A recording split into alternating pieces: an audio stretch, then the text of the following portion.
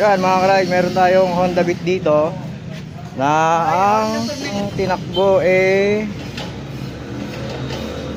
26,902 eh. Ngayon, start natin. Hello guys.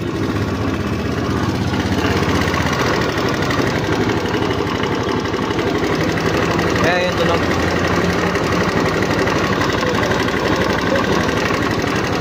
Para may ginigiling sa loob. Ngayon, check muna natin kung ano to. Maingay na to mga ka-ride. Let's go.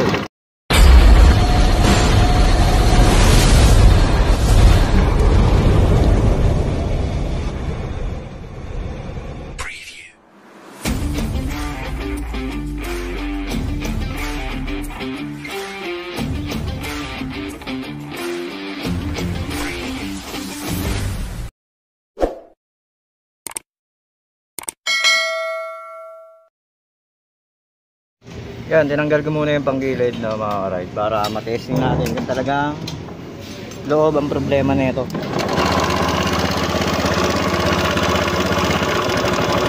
Yan, kung mapapansin nyo, tinanggal ko na yung pulley pero ayun pa rin. Meron pa rin problema. Yan, ang mangyayari dito, bababa natin yung makina mga ka-ride. Yan, baba natin to. Let's go. Yan mga ka-ride, ito na, upon checking, ito yung una natin nakita na problema. Ayan o, kung mapapansin nyo, alog yung cam gear bearing. Ito umalog, kaya baklasin natin to. And then chinek ko yung ingay ng connecting rod, wala naman. Ayan, kung mapapansin nyo, walang kaingay-ingay pagka inuga nyo. Kasi kung may tama yung connecting rod na ito, may ingay na pag-uga pa lang. Ito yung pinaka-primary na problema nito. Ayan. Ayan o. Alog yung cam bearing nito. Ayan, galasin natin itong cylinder head. And then check natin yung connecting rod. Pero walang tama yung connecting rod nito. Ito lang, cam bearing. Yan, ito na mga ka-ride, baklas na natin yung cylinder head. At ito, ayan o, focus natin.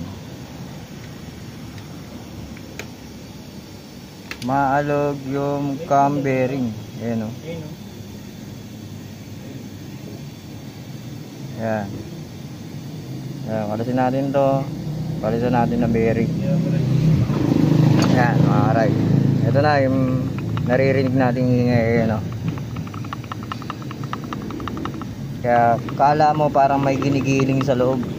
Ayan. Okay, kalasin natin to.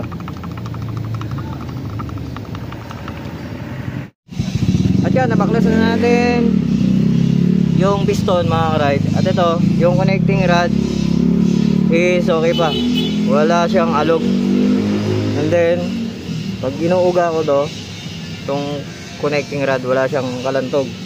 Ito lang talaga ang nadali. Ayan o, yung camshaft, cam bearing nito. Ayan, hanapin natin pyesa. Cam ang papalitan natin mga ka-ride, camshaft. Okay. Yan mga ka-ride, okay na, nalinisan na natin yung mga parts na itong motor na to. Ayan, nilinis na rin natin yung cylinder head. Bali, hinihintay na lang natin dito is yung pyesa. Ayan, nalinis na rin natin yung piston. Yun lang, naging problema nito. Ito, wala pa, hinihintay ko pa yung pyesa mga ka-ride, itong cam bearing. Tapos pag dumating, assembly na natin. Ayan, ito lang ang cause na yun, parang ginigiling sa loob. Ayan o. Ayan mga ka-ride, tayin lang natin yung pyesa and then assembly na natin to.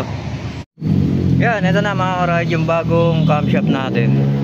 Ito, walang alog yung bearing, samantalang itong luma yan.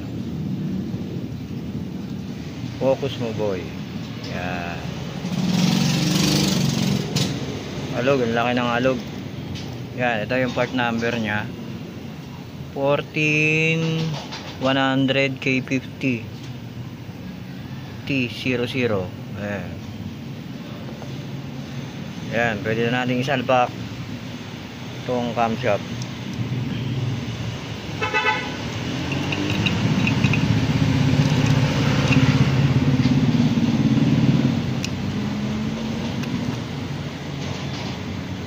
Layo ng focus ah.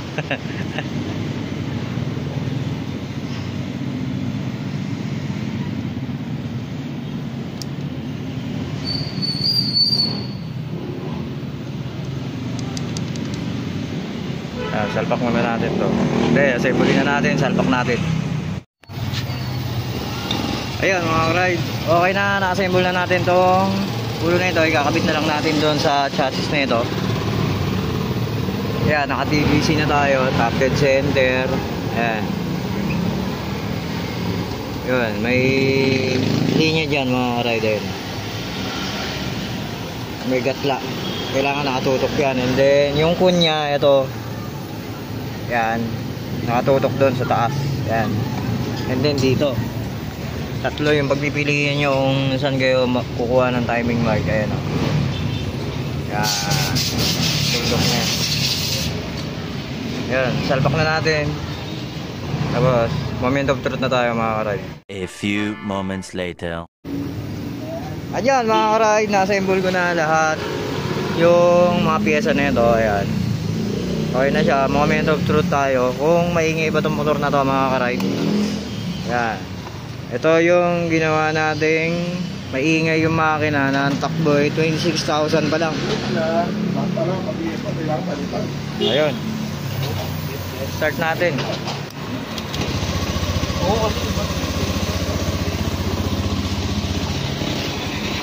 Ayan, kung mapapainggan nyo mga karide, yan, tahimik na ulit siya. Yan lang, ang pinalitan ko, ito, yung camshaft. Ayan o, ito yung maingay, yung bearing. Ang bilihan na ito, buong camshaft talaga mga karide. Ayan, okay na to. Kung naririnig nyo na kalampag ito, ayan o, kasi wala pang tornilyo to. Tinesting ko muna kung maingay pa. At yun, ito na, success na. Yun, okay na tong Honda Beat na ginagawa natin ito. Yan mga karide, ganyan lang magdiagnose sa mga ganitong mga ingay. Nakakala mo sigunyal yung problema. Kaya pag tanggal ko ng head, yun, ito nakita ko, yun, alog yung camshaft bearing nya. Ayun lang mga karide, ito Honda Beat. Okay, babush. Yeah, peace out.